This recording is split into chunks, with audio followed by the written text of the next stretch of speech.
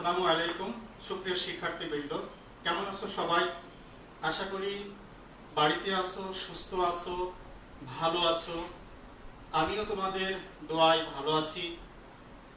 যথারীতি নিয়মে আজকে তোমাদের সামনে আমি উপস্থিত হয়েছি নবম দশম শ্রেণীর পদার্থবিজ্ঞান ক্লাস নিয়ে।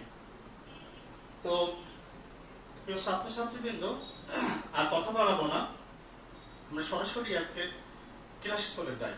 আজকে আমি যে ক্লাসটি নেব সেটা হলো অ্যাকচুয়ালি দশম শ্রেণীর স্টুডেন্টসের জন্য অত্যন্ত উপকারে আসবে। সেটা হলো পদার্থবিজ্ঞান বইয়ের চলতরিৎ অধ্যায়ের আমরা আলোচনায় আসব এবং সেখান থেকে আমরা কি কি টপিকস আলোচনা করব সেটা একটু দেখে নিই। চলতরিৎ অধ্যায়ের আজকে আলোচনায় রাখবো আমি ওহমের সূত্র, রোধ কি, শ্রেণী বর্তনীটা কি, তুল্য রোধ কি, তুল্য রোধ অর্থাৎ শ্রেণী বর্তনীর তড়িৎ প্রবাহ বের করব, শ্রেণী বর্তনীর বিভব পার্থক্য বের করব এবং সমান্তরাল বর্তনীটা কি জানবো, তার তুল্য রোধ বের করব, তড়িৎ প্রবাহ বের করব এবং বিভব পার্থক্য বের করব। আশা করি এই টপিকসগুলো যদি আমরা খুব ভালো করে বুঝতে পারি তাহলে যে কোনো সার্কিটের ভিতর দিয়ে আমরা তার ক্ষমতা কত, তড়িৎ প্রবাহ কত, আর এবং যে ক্ষমতাটা পাবো সেই ক্ষমতার দিয়ে ওই বাসা বাড়িতে কোন বর্তনী প্রয়োজন এবং সেখানে কি পরিমাণ ইলেকট্রিসিটি খরচ মানে ব্যয় হবে এবং তার কি পরিমাণ বিদ্যুৎ বিল দেওয়া লাগবে সেটাও নির্ণয় করতে পারবো এবং এটা পরবর্তী ক্লাসে আমরা আলোচনা করব। তো সুপ্রিয় শিক্ষার্থীবৃন্দ, আমরা আজকে একটু দেখে নিই প্রথম ওহমের সূত্রের ব্যাখ্যা। তোমাদের মনে আছে কিনা জানি না, তারপরে আরেকটি বার আমি বলে দিচ্ছি। সেটা হলো যে তাপমাত্রা যদি স্থির থাকে, আমি সূত্রটি লিখছি না, বলে দিই, তাপমাত্রা যদি স্থির থাকে, ফিক্সড তাপমাত্রা, নির্দিষ্ট তাপমাত্রা, সে এই রুমের একটা নির্দিষ্ট তাপমাত্রা আছে যে 25 ডিগ্রি সেলসিয়াস বা 20 ডিগ্রি সেলসিয়াস, এইরকম একটা তাপমাত্রা থাকবে নির্দিষ্ট, তাহলে একটা পরিবাহক থাকবে। পরিবাহক মানে কি, যার ভিতর দিয়ে ইলেকট্রিসিটি পরিবাহিত হতে পারে, এরকম একটা নির্দিষ্ট পরিবাহক থাকবে। তার ভিতর দিয়ে যদি ইলেকট্রিসিটি প্রবাহিত হয়, ইলেকট্রিসিটি প্রবাহ অর্থাৎ সেটাকে আমরা কি দ্বারা প্রকাশ করি, আই দ্বারা, তাহলে এই প্রবাহটা হবে দুই প্রান্তের বিভব পার্থক্যের সমানুপাতিক। তাহলে আমরা দেখে নিই একটু কি লিখতে পারি। তাহলে আই সমানুপাতিক ভি, অর্থাৎ কোন পরিবাহকের মধ্য দিয়ে বিদ্যুৎ যদি প্রবাহিত হয় তাহলে সেটা হবে দুই প্রান্তের বিভব পার্থক্যের সমানুপাতিক। এখন এখান থেকে আমরা লিখবো কি করে দেখো, বা I সমান G ইনটু V, অর্থাৎ এখানে যেটা হলো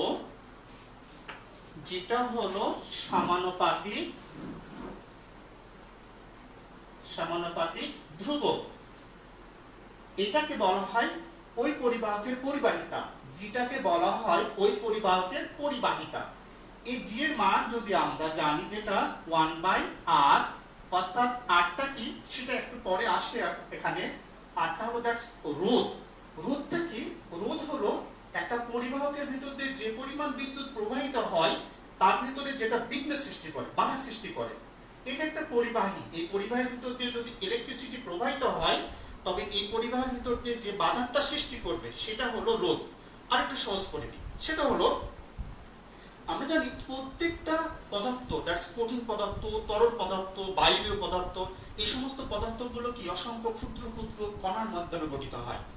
এই কণাগুলো যখন পাশাপাশি থাকে তখন কি হয়, সেখানে একটা অপরের ঘর্ষণ লাগে, বাধা সৃষ্টি হয়। আর একটু যদি বলি, আমরা যদি একটা চিকন জায়গা নিয়ে নিই, সেই চিকন জায়গাতে যদি আমি একা যাই তাহলে যে পরিমাণ আমার বাধা পাবে, আমি একটা কণা, এখন আমি যে পরিমাণ বাধা পাবো সেই বাধাটা যদি আমরা পাশাপাশি যদি আরো অনেকগুলো ছেলে যাই তাহলে সে কথার কথা আমি 3 জন নিলাম, তাহলে 3 জন যদি যাই তাহলে ওই চিকন রাস্তার ভিতর দিয়ে যেতে কিন্তু আমার কি বাধাটা বেশি পাবো। এবার যদি আমি 5 জন নিয়ে নিই তাহলে আরো বাধা বেশি পাবো। এই যে বাধাটা, এই বাধাটাই কিন্তু দ্যাটস কি রোধ। তাহলে আশা করি রোধটা বুঝতে পারলে, রোধটা হলো রিস্ট্যান্ট আর দ্বারা প্রকাশ করা হয়। তাহলে এই 1/r কেন লিখলাম যদি প্রশ্ন করো, জি এর মান হলো রোধের ব্যস্তানুপাতিক, তাই জি সমান আমরা 1/r লিখতে পারি। তাহলে বা এখান থেকে আমরা কি আসি দেখো, I সমান V কে V ডিভাইডেড বাই R, অর্থাৎ কোনো পরিবাহের যদি কারেন্ট বের করতে বলে, অর্থাৎ তাহলে সেখান থেকে I সমান V বাই R। V হচ্ছে বিভব আর R হচ্ছে রেজিস্ট্যান্স রোধ। তাহলে বিভব পার্থক্য এবং রোধ যদি দেওয়া থাকে তাহলে ওই পরিবাহের আমরা কি করতে পারি, I বের করতে পারি। তাহলে এখান থেকে I সমান V বাই R, অতএব V সমান আমরা কি লিখতে পারি, IR। এটা একটা সূত্র, এখান থেকে এটাও একটা সূত্র। এই সূত্রগুলো কিন্তু আমাদের মাথার ভিতর রাখতে হবে, কারণ হলো এই সূত্রগুলো দ্বারা আমাদের শর্ট টেকনিক এমসিকিউ প্রশ্ন হয় কিন্তু। সুতরাং বীজগণিতিক বীজগণিতিক বইয়ে যেগুলো আমরা করি সূত্র মুখস্থ করি, ফিজিক্সে কিন্তু তাই প্রত্যেকটা অধ্যায়ের প্রথমের দিকে আমরা সূত্রগুলো আলোচনা করে দিই। আর এই সূত্রগুলো ভালো করে আয়ত্ত করতে পারলে আমরা কি সেখান থেকে মান নির্ণয় করতে পারবো। যেমন ভালো করে একটু খেয়াল করে নাও, আমি একটা বর্তনী আঁকিয়ে দিলাম। এটা হলো বড়টার দিকে প্লাস, ছোটটার দিকে মাইনাস। এখানে আমি দিলাম কত, 10 ভোল্ট দিলাম। এর ভিতর দিয়ে I প্রবাহিত হচ্ছে, এখানে আমি দিলাম কত, 5 ওমেগা। এটা কার মান, দ্যাটস R এর মান। তাহলে এখান থেকে এখন যদি তোমার প্রশ্ন করা হয় যে এখানে I এর মানটা কত, তাহলে আমরা দেখো, আমরা জানি I সমান, এই সূত্রটা অ্যাপ্লাই করি, V ডিভাইডেড বাই R। এবার V এর মান বসিয়ে দাও। V এর মান কত, 10। R এর মান কত, R এর মান হলো 5। তাহলে আসলে কত, 2, দ্যাটস অ্যাম্পিয়ার। অর্থাৎ I পেলাম কত, আমরা 2 অ্যাম্পিয়ার। এভাবে কিন্তু আমরা মান বের করতে পারি। কথার কথা, এখন তোমার প্রশ্ন করা হলো যে এই বর্তনীতে আমি এখানে R এর মানটা আমি জানি না। এবার I এর মানটা আমি জানি, I এর মানটা কত দিলাম, 2 অ্যাম্পিয়ার দিলাম। তাহলে এখানে রাশি কয়টা বলো, একটা হচ্ছে বিভব, একটা হলো I অ্যাম্পিয়ার, আর একটা হলো কি, রোধ। তাহলে আমরা এবার রোধের মানটা বের করে নিতে পারি।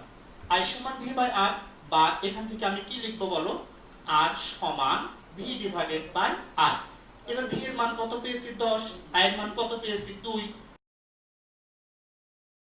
I omega. তার মানে কি, আমরা এই তিনটা রাশি যে কোনো একটার মান যদি অনুপস্থিত থাকে আর দুটার মান যদি দেওয়া থাকে, তাহলে সেখান থেকে আমরা অপর রাশির মানটা বের করতে পারবো। মজার না বিষয়টা? তাহলে এখন আমরা পরের ইয়েতে যাই। সেটা হলো,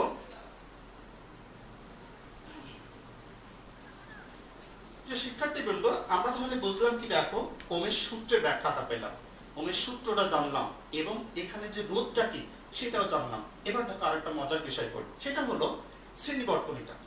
শ্রেণীবর্তনীটা হলো এরকম, আমি একটা আগে চিত্র অঙ্কন করে নিই। আমরা একটা কোষ আঁকিয়ে দিলাম।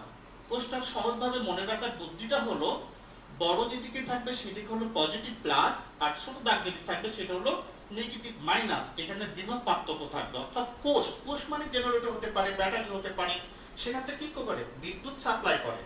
আরেকটা বলে নিই, সেটা হলো প্লাস থেকে বিদ্যুৎ বের হয়, হয়ে সেটা পুরো সার্কিট ঘুরে কোথায় আসে, মাইনাসে প্রবেশ করে। আমরা তাহলে একটা বর্তনী আঁকিয়ে দিলাম। এখান থেকে একটা বর্তনী আঁকলাম, এখানে আরেকটা দিলাম রোধ, এভাবে আরেকটা দিলাম। এভাবে এসে দেখো I প্রবাহিত হচ্ছে। এটা কি ভেক্টর চিহ্ন? ভেক্টর চিহ্ন দিক নির্দেশ করে সে কোন দিকে যাচ্ছে। তাহলে এখান থেকে বের হয়ে আমি দিলাম এটা R1, এটা দিলাম R2, এটা দিলাম R3। তাহলে টোটাল বর্তনী ঘুরে এসে দেখো এখান থেকে আবার মাইনাসে প্রবেশ করছে। কোথায় প্রবেশ করছে? কোষে প্রবেশ করছে। আমি একটু বিন্দুটা দিয়ে দিই। এই বিন্দুটা দিলাম হলো A বিন্দু। এখানে আরেকটা বিন্দু দিয়ে দিই, এটা দিলাম B বিন্দু। এখান থেকে এইটা দিলাম, এটা দিলাম C বিন্দু, আর এখানে দিলাম D বিন্দু। তো সুপ্রিয় শিক্ষার্থী, খেয়াল করো, বিভব অর্থাৎ এখান থেকে বিদ্যুৎ বের হয়ে এই পথ দিয়ে এসে এইটা আসছে। আমি কিন্তু আলোচনায় একটু বলেছিলাম, এখানে একটা চিত্র অঙ্কন করেছিলাম। সেটা কি, এটা হলো রেজিস্ট্যান্স রোধ, এটা রোধ, এটা রোধ। এখানে কয়টা রোধ, এই সার্কিটটাতে কয়টা রোধ, 3টা রোধ। 3টা রোধে আমি একটু মান দিয়ে দিই। এটা দিলাম হলো কত, 3 দিয়ে দিলাম, 3 ওমেগা। এটাও দিলাম কত, 3 ওমেগা। এটা দিলাম কত, 4 ওমেগা। আর এখানে কোষ অর্থাৎ যেখানে বিদ্যুৎ সাপ্লাই হবে সেটার মান আমি দিয়ে দিলাম 10 ভোল্ট দিলাম। এবার তাহলে ঘটনাটা কি দেখি, আমি আলোচনায় আসছি শ্রেণী বর্তনীটা, রাইট? শ্রেণী বর্তনী। তাহলে শ্রেণী বর্তনীর সংজ্ঞাটা হলো এমন, সেটা হলো যে একটা বর্তনীর উৎস থাকবে, সেখান থেকে ইলেকট্রিসিটি বের হয়ে রোধ থাকবে, এবং সেই রোধগুলো যদি একটা রোধ আরেকটা রোধ, সে এটা একটা পরিবাহী A B, এর মাঝে একটা রোধ আছে, আমি এই রোধটা শেষ হয়ে গেল, আর একটা রোধ আমি নিয়ে নিলাম, এটা হলো বি প্রান্ত ছিল, তার মধ্যে এখান থেকে কি হলো, আবার এখানে একটা রোধ আছে, এখানে আমি সি নিলাম, আর একটা রোধ যুক্ত করে দিই, এইভাবে যুক্ত। তাহলে তিনটা পরিবাহী ছিল, তিনটা রোধ ছিল, রাইট? তাহলে একটা পরিবাহী রোধ ছিল কি আর ওয়ান, দ্যাটস কত, থ্রি, আর এর ভিতরে ছিল কত, আর টু, এখানে কত ছিল, থ্রি, আর এই পরিবাহীটার রোধ কত ছিল বলো, এটাও ছিল ফোর। তাহলে এই তিনটা রোধ কি হলো, পরপর যুক্ত হলো, এ শেষ হয়ে আবার যুক্ত হলো, এ শেষ হয়ে আবার যুক্ত হলো। তাহলে এইভাবে যদি যে রোধগুলো একটা শেষ হয়ে আরেকটা পরপর যুক্ত হয়ে যায়, সেটা হলো তোমার কি, শ্রেণী বর্তনী। তাহলে শ্রেণী বর্তনী শিখতে পারলাম তো, তার মানে রোধ পরপর যুক্ত হয়ে যায়। এবার আমরা দেখি শ্রেণী বর্তনীর সূত্রটি কি। শ্রেণী বর্তনী আমরা লিখি আর এস, এস দ্যাটস কি, সিরিজ মানে শ্রেণী। তাহলে আর এস মানে কি, তুল্য রোধ। আমরা দেখো এখানে লিখেছি, আমরা এটা আলোচনায় আনলাম, এবার এটা কি, তুল্য রোধ নির্ণয় করছি। তাহলে শ্রেণী বর্তনীর তুল্য রোধকে আর এস দ্বারা প্রকাশ করা হয়। আর এস সমান এখানে যতগুলো রোধ যুক্ত হলো সেই রোধগুলোর সমষ্টি, আর ওয়ান, আর টু এবং আর থ্রি। এই যে তিনটা রোধ ব্যবহার করলাম, এই তিনটা রোধের পরিবর্তে আমরা যদি বলা হয় তোমাকে এর ভিতর দিয়ে যে পরিমাণ বিদ্যুৎ যাবে, বাধা পাবে, এই তিনটা রোধের পরিবর্তে, অর্থাৎ এখান থেকে আমরা যদি এই তিনটা রোধের পরিবর্তে যদি আরএস মানের একটা রোধ ব্যবহার করি, তাতেও কিন্তু এর ভিতর দিয়ে যে পরিমাণ বিদ্যুৎ প্রবাহিত হবে তাই ঠিক একই পরিমাণ বিদ্যুৎ প্রবাহিত হবে। অর্থাৎ তাহলে এখানে আরেকটা নোটস রাখবে প্রিয় শিক্ষার্থীবৃন্দরা, সেটা হলো শ্রেণী বর্তনীতে তড়িৎ প্রবাহ আই পরিবর্তন হয় না। কথার কথা, যদি আই এর মান 2 অ্যাম্পিয়ার হয়, তাহলে এর সমস্ত বর্তনীর ভিতর দিয়ে সব রোধের জন্য 2 অ্যাম্পিয়ার বিদ্যুৎই প্রবাহিত হবে। আরেকবার বলি, শ্রেণী বর্তনী তড়িৎ প্রবাহের মান পরিবর্তন হয় না। যদি 2 অ্যাম্পিয়ার বিদ্যুৎ যায়, তাহলে সমস্ত বর্তনী যতগুলো রোধ থাকুক না কেন, যতগুলো রোধ থাক, সেই অসংখ্য রোধ থাকলো তার ভিতর দিয়ে 2 অ্যাম্পিয়ার বিদ্যুৎই প্রবাহিত হবে। কিন্তু সমান্তরাল বর্তনীতে সেটা হবে না, আমরা পরে দেখবো সেটা। তাহলে এখন দেখো আমরা এখানে কি করতে পারি, R1 এর মান যদি আমি বসিয়ে দিই, R1 এর মান কত আসছে, 3 প্লাস R2 এর মান কত বলো, 3 প্লাস R3 এর মান কত, 4। তাহলে এখানে সবগুলোর ওমেগা দিয়ে দিলাম, রোধের একক হচ্ছে ওমেগা, 3 3 6 4 দ্যাটস কত, 10 ওমেগা। অর্থাৎ এই তিনটা রোধের পরিবর্তে যদি আমরা 10 মানে মানের রোধ যদি ব্যবহার করতাম, তাহলে কিন্তু একই পরিমাণ বিদ্যুৎ আমাদের প্রবাহিত হতো। এরপরে দেখে নিই, আমরা কিন্তু দেখো তুল্য রোধটা নির্ণয় করে শিখে ফেললাম। এখন আমরা দেখি তুল্য রোধ নির্ণয় করার পর কিভাবে আমরা তড়িৎ প্রবাহ নির্ণয় করব। প্রিয় শিক্ষার্থীবৃন্দ, তোমরা নিশ্চয়ই লক্ষ্য করেছো, এখানে আমি একটা কিন্তু সার্কিট আঁকিয়েছিলাম, সেখানে কিন্তু আই বের করেছিলাম, রোধের মান বের করেছিলাম। এবার আমরা এই বর্তনীর কি পরিমাণ বিদ্যুৎ প্রবাহিত হচ্ছে সেটা দেখে নিই। আমরা এখান থেকে কত পেয়েছি, 10 ওমেগা, তার মান পেয়েছে। এই সমস্ত বর্তনীর তিনটা রোধের পরিবর্তে একটা রোধ ব্যবহার করেছি, এটা কত, 10। তাহলে আমরা কিন্তু এখন এই বর্তনীর আই বের করতে পারবো। আই সমান আমরা কি জানি বন্ধুরা, ভি ডিভাইডেড বাই আর জানি। কিন্তু আর বলতে এখানে আমি কিন্তু দেখো এটা কার মান বের করছি, সিরিজের, তাই আমাকে লিখতে হবে এখানে কি, আর এস লেখা লাগবে। এখন ভি এর মান আমরা এখানে দিয়ে দিয়েছি, ভি কত, 10 ডিভাইডেড বাই আর এস এর মান কত পাবো, 10। তাহলে এখন 10 কেটে দিলে থাকছে 1। তড়িৎ প্রবাহের একক কি, অ্যাম্পিয়ার। তাহলে এই বর্তনীর কি পরিমাণ বিদ্যুৎ প্রবাহিত হচ্ছে, সেটা হলো 1 অ্যাম্পিয়ার বিদ্যুৎ প্রবাহিত হচ্ছে। কি মজার না? এখন বিষয়টা হলো, হয়তো মনে করতে পারো স্যার চালাক করে সবগুলো 10 করে এক করেছে, আসলে কিন্তু তা না। তোমার ইচ্ছা মতো এখানে রোধের মান দিয়ে দেবে, দিয়ে মেন টার্গেটটা কোনটা, সেটা হলো তোমার এইটা। এই জিনিসটুকু তুমি যদি মাথার ভিতর রাখতে পারো, তাহলে যে বর্তনী দিক না কেন, এবং বর্তনীটা যদি তুমি চিনতে পারো, সেটা কি বললাম, একটা রোধ শেষ আর একটা রোধ যুক্ত হলো। এইভাবে যতগুলো রোধ থাক না কেন, আমরা কিন্তু এইভাবে তুল্য রোধ বের করতে পারবো এবং আই বের করতে পারবো। যদি বিভব পার্থক্য না দেওয়া থাকে, তাহলে সেখান থেকে আমরা বিভব পার্থক্য বের করতে পারবো। কি বোঝা যায় না? আরেকবার একটু বলে রাখি, এখন সবচেয়ে সহজ কথা হলো যে মাথার মধ্যে রাখতে হবে যে সিরিজের আই পরিবর্তন হবে না, এখন দেখো এখান থেকে আরেকটা জিনিস আসে, বিভব পার্থক্য। আমরা এবার বিভব পার্থক্য দেখব, বিভব পার্থক্যের পরিবর্তন হয় কিনা। বন্ধুরা বিভব পার্থক্য কত দেওয়া ছিল এই বর্তনীতে? সেটা হলো 10 দেওয়া ছিল, 10 ভোল্ট দেওয়া ছিল। এবার এই 10 ভোল্ট বিভবটা এর ভিতরে সব পর্যন্ত, অর্থাৎ এর থেকে ডি পর্যন্ত ঠিক থাকে কিনা দেখার পালা। দেখে নিই। সেটা হলো, এখন আমরা প্রথমে খেয়াল করো, এর থেকে বি বিন্দু ছিল, তার ভিতরে কিন্তু একটা রোধ ছিল। সেটা কি রোধ? R1 রোধ। তার মান কত ছিল? 3 ছিল। এখন আমরা ভি এ বি দেখে নিই। ভি এ বি অর্থাৎ এখান থেকে এ বি এইটুকের বিভব পার্থক্য। ভি কি ছিল? ভি হলো বিভব। তাহলে ভি সমান আমরা কি জানি? আই আর জানি। আই আর, আর বলতে এ বির মধ্যে, এ বির মধ্যে আর বলতে কোনটুকু? সেটা হলো আর ওয়ান। তাহলে আমি এখানে দেব আর ওয়ান। তাহলে ভি সমান আই আর। তাহলে আমাদের সূত্রটা কি ছিল বলো? ভি সমান কত? আই আর। ওই যে ওমের সূত্র প্রথমে আলোচনা করেছি। এবার আসছে কি দেখো, আয়ের মান কত পেলাম? আয়ের মান আমরা পেয়েছি হলো 1 অ্যাম্পিয়ার। এখানে একটু দিয়ে দিই, আয়ের মান ছিল 1 অ্যাম্পিয়ার। তাহলে আয়ের জায়গায় আমি বসালাম কত? 1 গুণ আর1। আর1 এর মান কত ছিল? 3। তাহলে 3 এর কে 3, বিভবের একক হলো ভোল্ট, ভোল্ট ভি। তাহলে এ বি এর বিভব হলো কত? 3 ভোল্ট। এখন প্রশ্ন হতে পারে, স্যার রোধের মান কি 3 এর জন্য বিভবও 3 আসলো? আসলে কিন্তু তা না। এখানে মান যা থাকবে সেটার সাথে কি গুণ করব? কারেন্ট গুণ করব। সেই কারেন্টটাকে গুণ করলে যেটা হবে সেটা ওই বিন্দুর বিভব পার্থক্য। তাহলে এ বির বিভব পার্থক্য পেয়ে গেলাম। আমরা কি বিসির বিভব পার্থক্য বের করতে পারবো না? আমরা বিসির বিভব বের করতে পারবো, সিডির বিভব বের করতে পারবো, কি রাইট?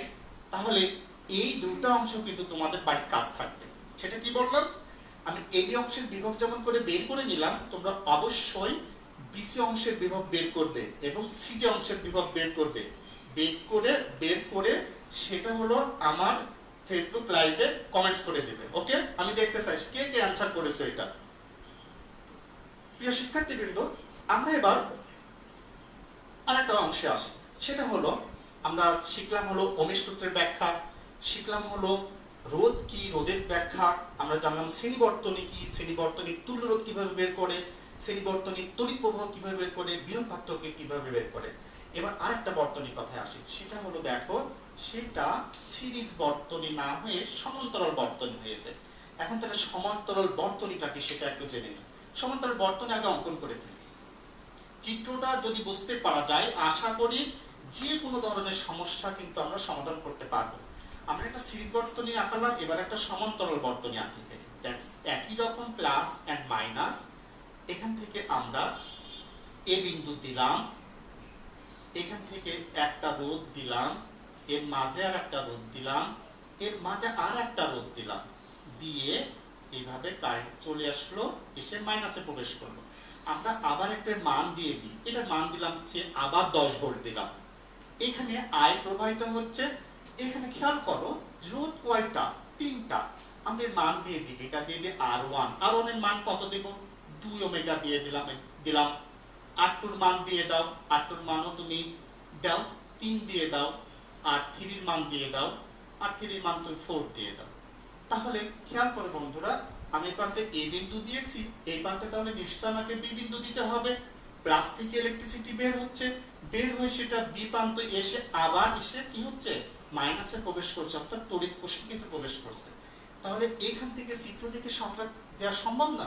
বড় দিনই যে একটা সার্কিট থাকবে, সেই সার্কিটে প্লাস প্রান্ত থেকে ইলেকট্রিসিটি বের হবে, বের হয়ে সেটা গিয়ে দেখো এ বিন্দু পর্যন্ত কয়টা তার? একটা তার, রাইট? তাহলে এ বিন্দু পর্যন্ত একটা তার আসার পরে খেয়াল করেছো এখানে কিন্তু 3টা তারে বিভক্ত হয়ে গেছে, গিয়ে তারপরে ঘটনাটা হচ্ছে কি দেখো, এভাবে গিয়ে বিন্দুতে আবার এসে একটা বিন্দুতে মিলিত হয়েছে।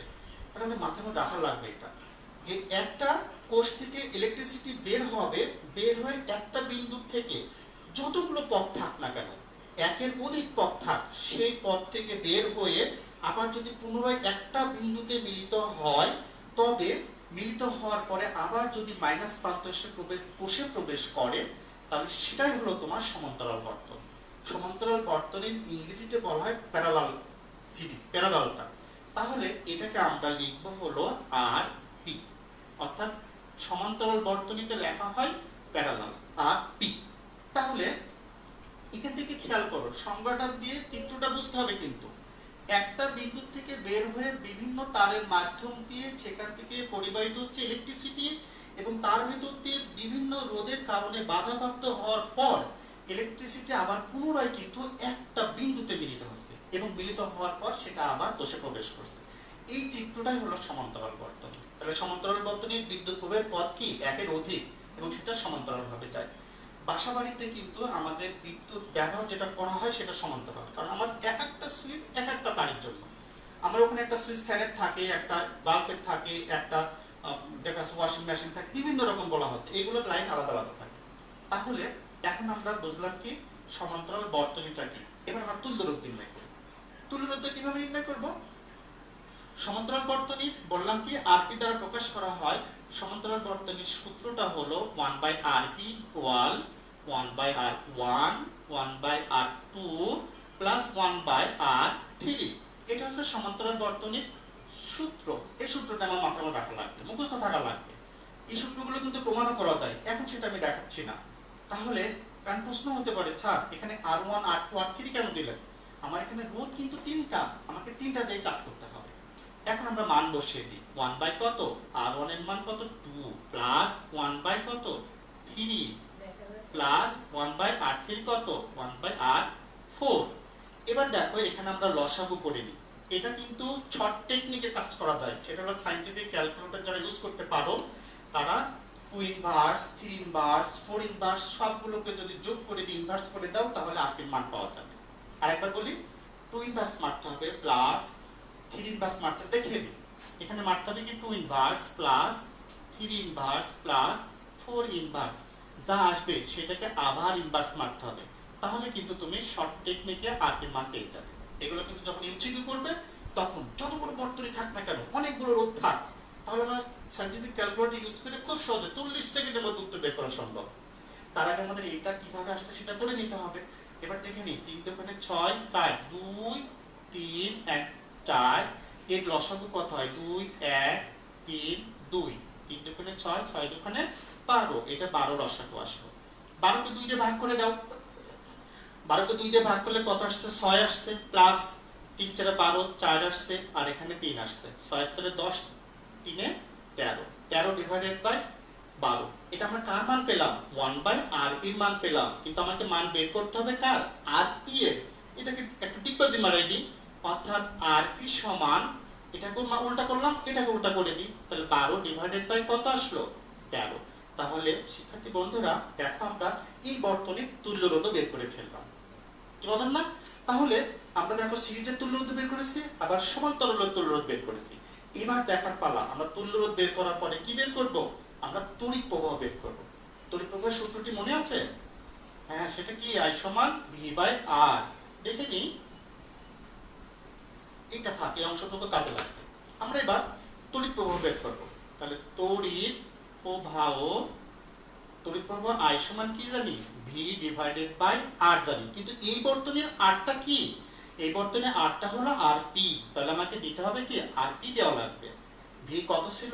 10 ছিল, ডিভাইডেড বাই Rp কত ছিল? Rp 12 ডিভাইডেড বাই 13 ছিল।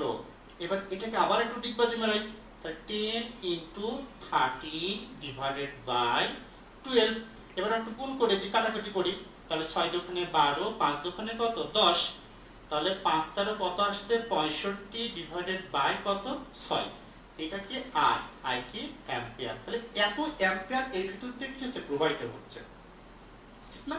তাহলে দেখো আমরা তড়িৎ প্রবাহ কিন্তু বের করতে পারলাম। এরপরে আমার পালা হচ্ছে কি বিভব পার্থক্য বের করা। বিভব পার্থক্য আমরা বের করতে পারবো। আমার এখান থেকে দেখো এই এ বি বিন্দুর বিভব পার্থক্য। এইটুকু করার আগে আরেকটা কথা বলে রাখি, সেটা আমরা সিরিজে যেটা বলেছিলাম। সিরিজে কি বলেছিলাম? যে সিরিজ বর্তনীতে I কিন্তু অপরিবর্তিত থাকে, আর সমান্তরাল বর্তনীতে কিন্তু I পরিবর্তন হয়। কারণ R1 রোধের জন্য এই তারের ভিতর দিয়ে যে পরিমাণ বিদ্যুৎ যাবে, R2 রোধের জন্য সেই পরিমাণ নাও যেতে পারে, আর 3 এর জন্য কিন্তু তার চেয়ে কম বেশি হতে পারে। কিন্তু প্রশ্ন হলো এই বিন্দুতে কত পরিমাণ বিদ্যুৎ আসছে সেটা হলো এইটা 65/6, অর্থাৎ এখানে বিদ্যুৎ আসছে এইটা, এই বিদ্যুৎটা R1 R2 R3 এর মধ্যে দিয়ে ভাগ হয়ে বি বিন্দুতে আসবে। এবার প্রশ্ন বি বিন্দুতে বিদ্যুৎ কত হবে স্যার? বি বিন্দুতে বিদ্যুৎ আবার কিন্তু এটাই আসবে, অর্থাৎ এর ভিতর দিয়ে বিভক্ত হওয়ার পর সেটা পুনরায় যে বিন্দুতে মিলিত হবে সেই বিন্দুতে আবার মোট কারেন্ট ঠিক থাকবে। এবার তাহলে আমরা এর বিভব পার্থক্যটা বের করি। তাহলে বিভব পার্থক্য আমরা কার বের করবো? এবি। তাহলে আমি সংক্ষেপে লিখে নিই V of AB. V of AB সমান কি লিখতে পারি? ভি সমান কি আবার বলি আই আর। তাহলে আমি এখানে লিখবো আই আর বলতে এখানে কোনটা ছিল? আর বলতে প্যারালালে ছিল, তাহলে আমাকে লিখতে হবে কি আই আর পি লিখতে হবে। তাহলে এখানে আর আই এর মান কত পেলাম? আই এর মান পেলাম 65/6। আর পি মান কত পেলাম? আর পি মান এখানে পেয়েছিলাম হলো 10/12 পেয়েছিলাম। এবার এইটা গুণ করে কাটাকুটি করলে আমাদের বিভব পার্থক্যটা বের হবে। অর্থাৎ এখানে আমরা যদি কাজটা করে নিই 65 যদি 10 এর সাথে গুণ করি তাহলে 650 আসবে, আর 6 কত আসবে? 72। এত ভোল্ট আমার কি পাবো? বিভব পার্থক্যটা পেয়ে যাবে। তো সুপ্রিয় শিক্ষার্থীবৃন্দ, আমি এতক্ষণ একটা প্রাথমিক ধারণা দেওয়ার চেষ্টা করলাম। এখন এই জ্ঞানটুকু কাজে লাগিয়ে আমরা অনেক বড় বড় বর্তনী শিখব। তো এটা এখন আর নয়, আজকে যদি ওই বর্তনী আঁকায় বা কাজ দিই তাহলে কিন্তু মাথার মধ্যে এলোমেলো হয়ে যাবে। আমার মনে যেটুকু শিখলে এইটুকু মাথার মধ্যে দেখে পরবর্তী ক্লাসের জন্য মন মানসিকতা তৈরি করো। ভালো থেকো, সুস্থ থেকো। আবার দেখা হবে পরের ক্লাসে ঠিক এই অধ্যায়ের এই টপিকসের সাহায্যে গাণিতিক সমস্যাগুলো নিয়ে। ধন্যবাদ সবাইকে। আল্লাহ হাফেজ।